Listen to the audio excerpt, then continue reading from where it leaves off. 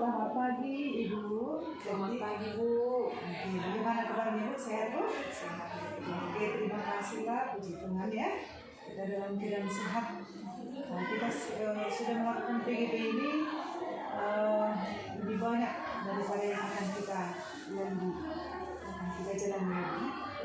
Untuk penghujung, oke, sudah hampir penghujung di pendampingan individu yang kelima kita sekarang.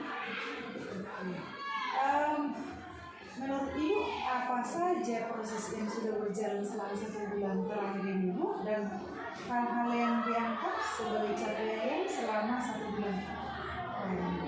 Capaian selama 1 bulan terakhir ini ya Bu. Oke, kalau selama 1 bulan terakhir ini capaian yang saya sudah peroleh melalui pembelajaran program guru kontrak ini adalah saya sudah bisa menganalisis aset-aset yang dimiliki oleh saya ataupun sekolah yang bisa dipergunakan untuk menunjang pembelajaran yang berpihak kepada murid. Terima kasih ya. Oke, terima kasih atas kemajuan yang disampaikan selama 1 bulan terakhir ini ya. Sekarang masuklah kita ke bagian pendampingan. Saya jelaskan tujuan khusus pendampingan pada saat ini. Yang pertama, kita diskusi hasil logokarya kelima yang sudah lewat dan modul 31 juga sudah lewat ya. Kita juga diskusi hasil pemetaan sumber daya. Selama 1 bulan terakhir ini juga sudah dipelajari di LMC. Yang ketiga, kita melakukan refleksi proses pembuatan peta sumber daya sesuai dengan cek lembar refleksi yang sudah dilakukan. Yang keempat, refleksi capaian kompetensi di bulan kelima dan mengapresiasi.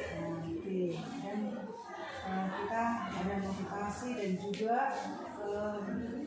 merencanakan program yang akan kita lakukan ke depannya ya. Yang kedua, kita melakukan diskusi hasil pemetaan sumber daya dengan menggunakan pertanyaan sebagai berikut.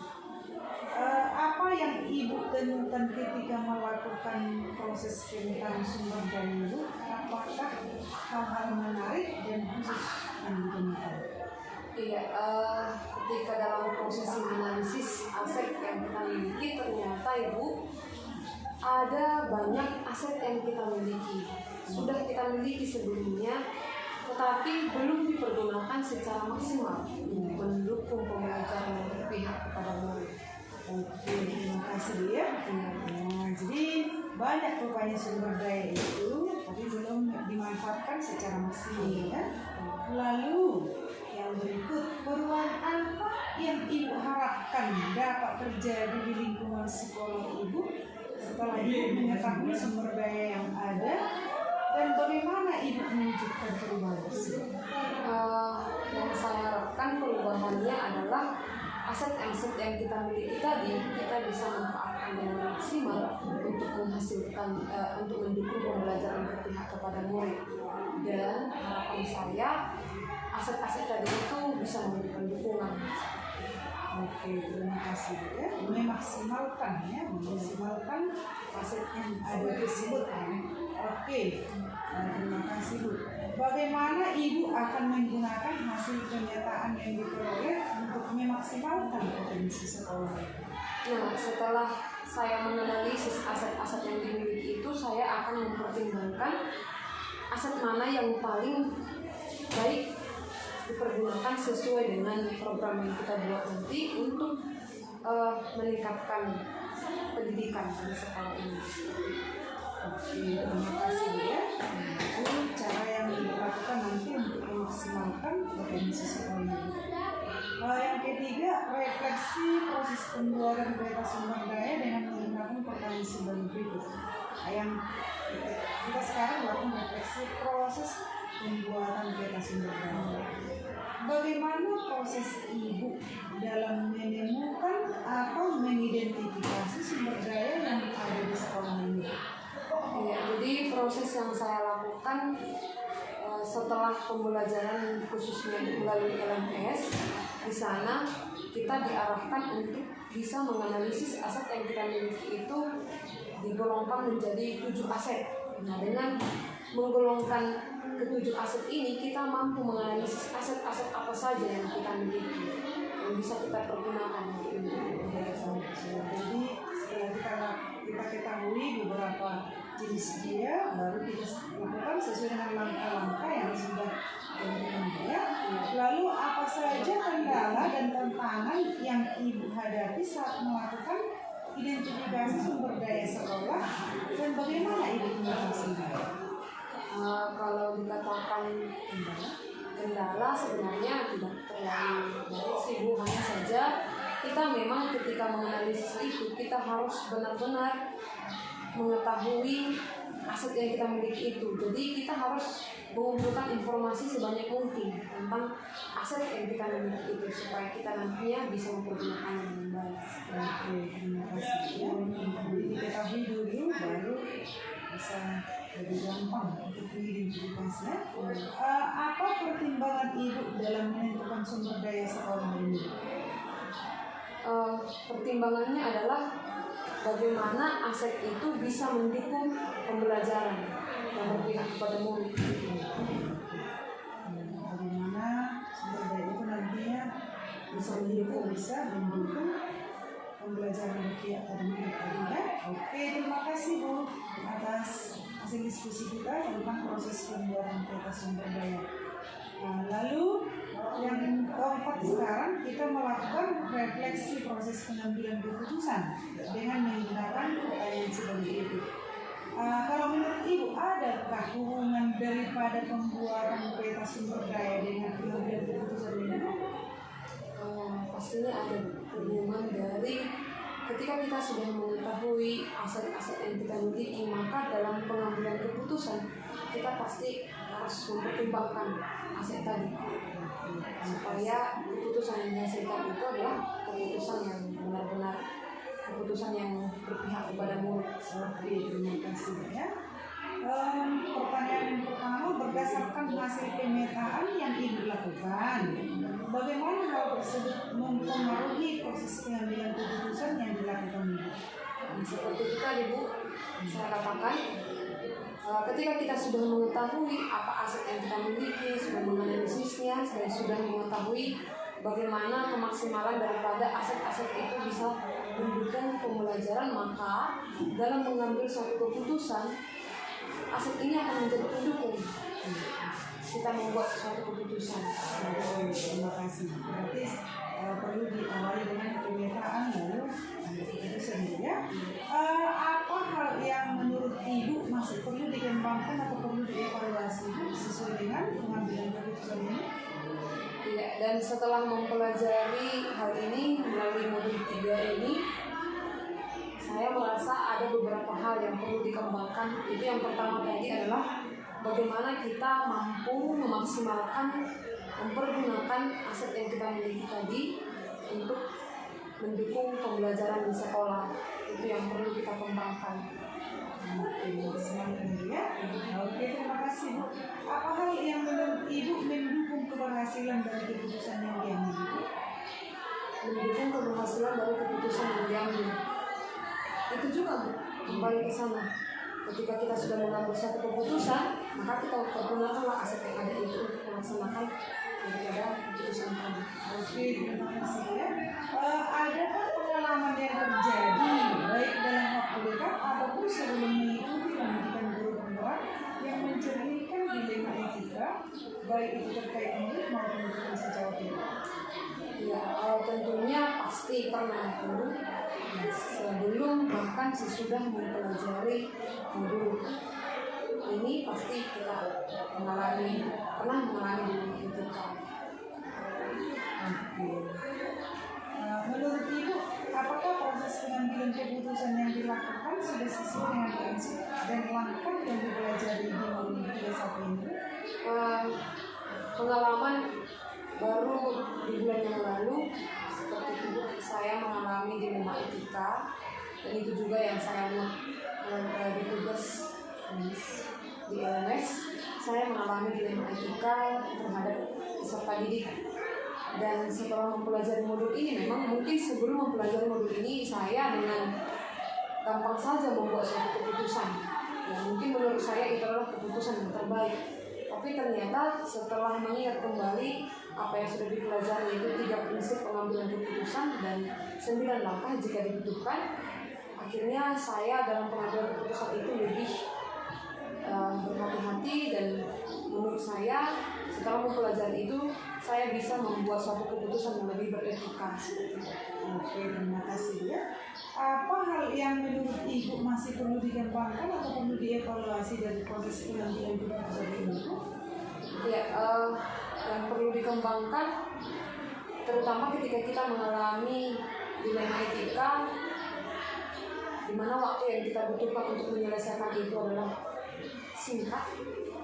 Maka yang perlu dikembangkan adalah kita harus mampu kembali mengingat prinsip-prinsip dalam pengambilan keputusan itu.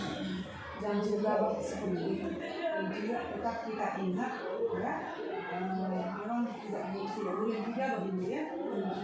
Kita ingatlah yang sudah kita pelajari ya.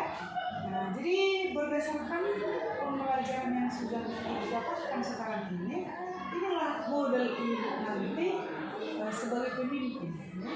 Baik itu pemimpin pembelajaran, pemimpin di mana organisasi, itulah yang menjadi model Ibu nanti, dan termasuk juga calon kepala sekolah nantinya ya.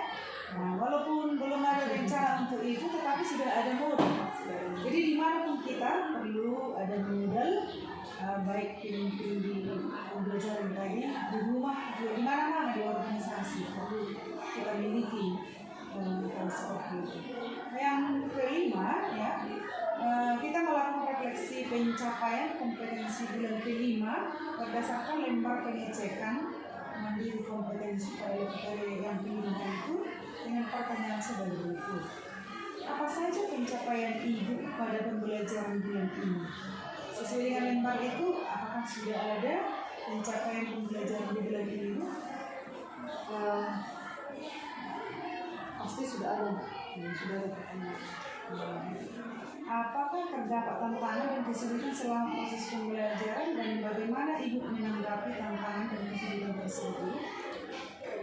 Kalau masalah tantangan dan kesulitan mungkin datang dari saya sendiri, Bu. Yaitu mengenai bagaimana saya manajemen diri sendiri untuk bisa membagi waktu dalam mengerjakan itu semua. Dan solusi dari saya, walaupun sampai sekarang masih banyak kendala, termasuk tugas-tugas belum selesai, hanya saja solusi yang bisa saya kerjakan untuk itu, jika memang saya ada waktu, saya usahakan untuk menyelesaikan tugas-tugas ini. Kalau menurut Ibu,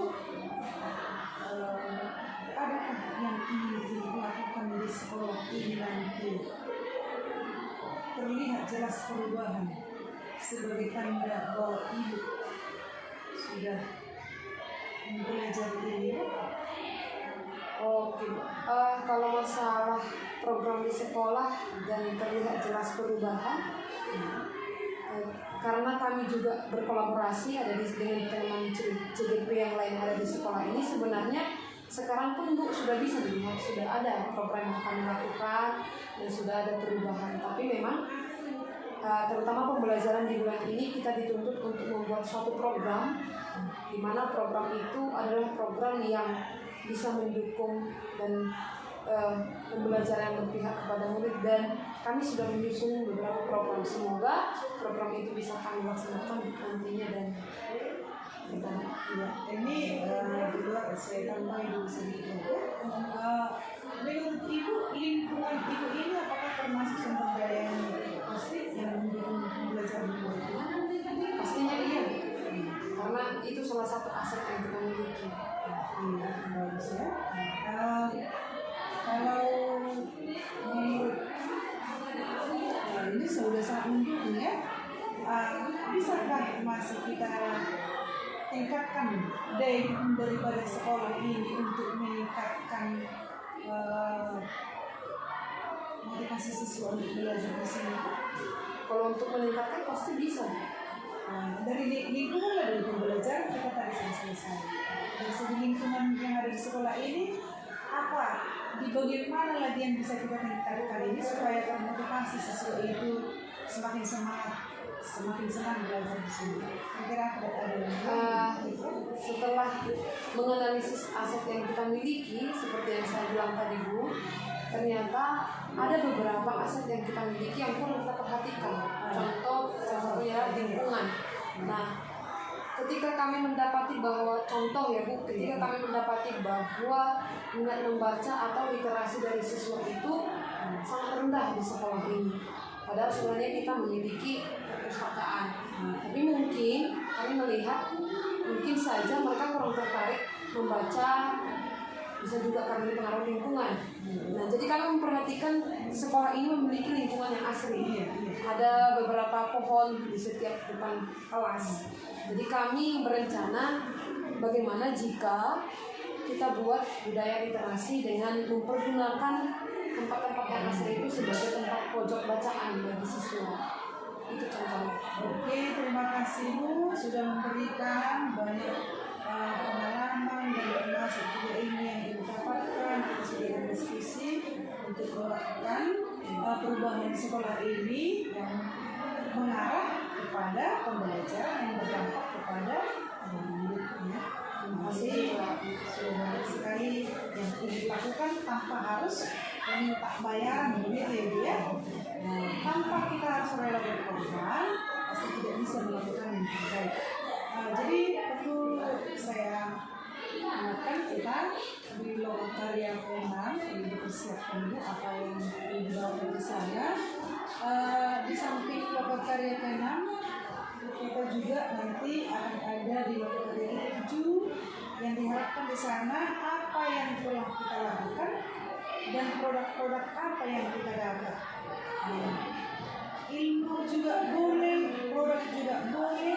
Apa yang kita sudah dapatkan dari pendidikan di penggerak ini kita bawakanlah nanti di lomba kita juga ya. Nah, jadi banyak terima kasih.